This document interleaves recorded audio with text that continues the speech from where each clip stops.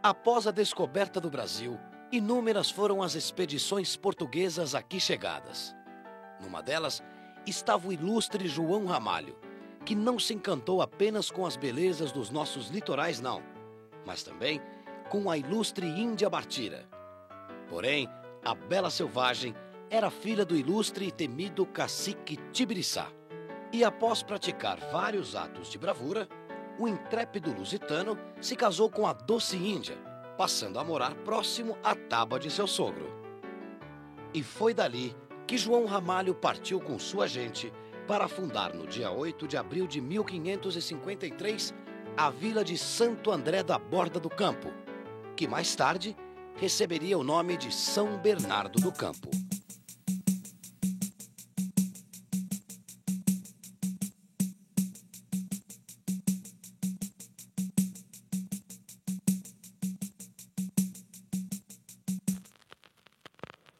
Em 1878, outro tipo de gente também desembarcava em São Bernardo. Era o início da imigração. Tinha o Príncipe Humberto, que era um navio que transitava trazendo imigrante, né? Um deles era o Príncipe Humberto, né? E hoje em dia deu nome, né? Algumas coisas São Bernardo. Tem, por exemplo, a Rua Príncipe Humberto, hospital. Com a imigração, houve maior ocupação do território, que assistiu sucessivamente à chegada dos alemães, austríacos, polacos e da italianada de sangue quente.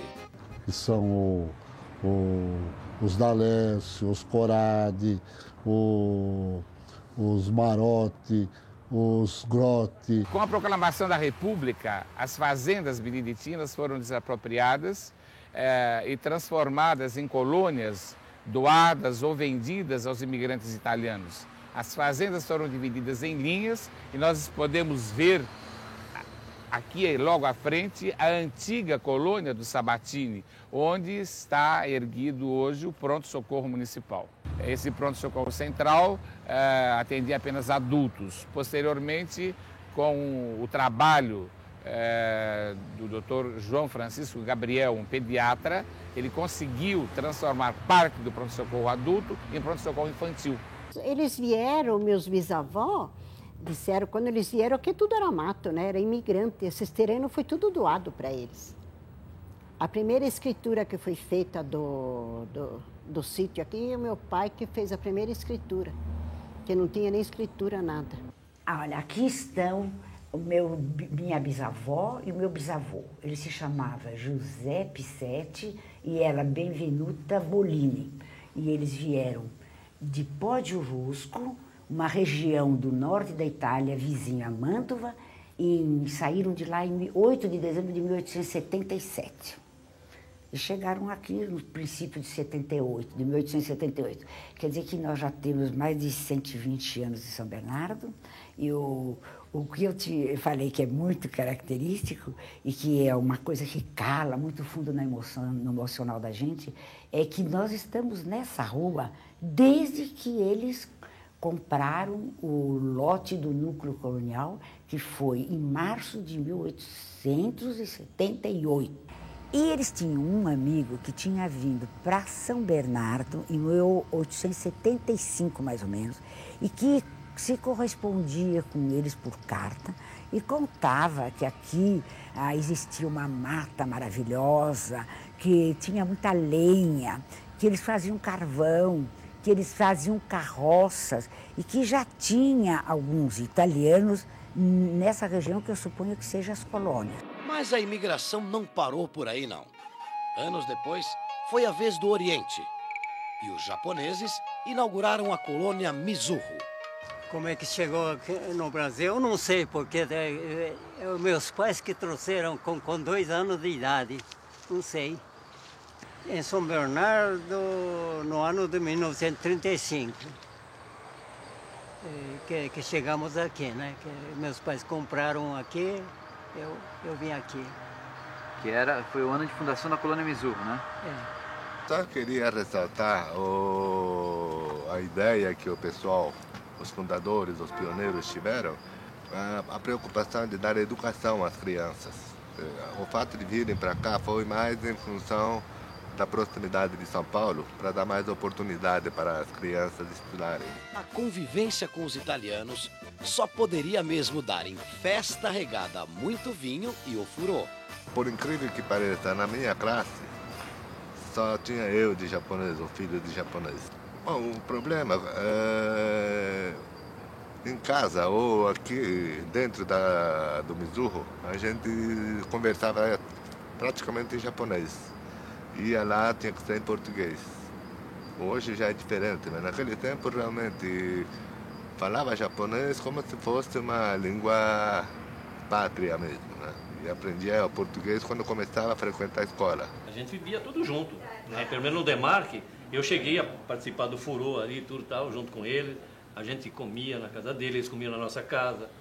Até eu lembro na época em 41, 42, quando começou a guerra, 40.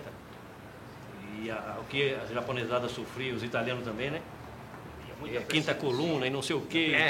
A japonesada passou um bocado. E ainda existia os velhos que plantava verdura, uvas e fazia vinho.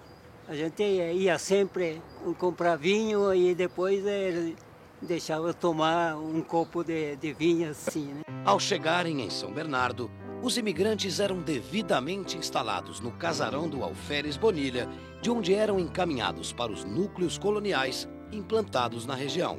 E esse casarão ficava exatamente onde é a Praça Lauro Gomes agora, esquina da Marechal Deodoro com a Tenente Salles. A família ficava hospedada ali nesse prédio, que era do governo, para depois então serem destinadas para suas propriedades, doadas pelo governo brasileiro, de acordo com acordos internacionais que foram feitos na ocasião com a Itália, né? E fotografei, você olha na parede, aquela lá. Dá para ver a marca de um relógio. Tinha coisa antiga, é tudo arroeira, madeira. Arroeira, tinha jacarandá, tinha madeiras impressionantes. Como não poderia deixar de ser, a imigração contribuiu para uma maior exploração agrícola. Tanto que em 1886, São Bernardo já produzia, além do carvão, verduras, milho, frutas e a famosa batata. Não, eu não tenho certeza. Eu, assim, nunca me perguntei isso. Eu acredito que seja porque, eventualmente, se cultivava batatas. Acredito. Posso estar errado, né? Devo estar. Não era bairro de som, não existia bairro de som. Falavam assim, vamos ter lá nos batateiros.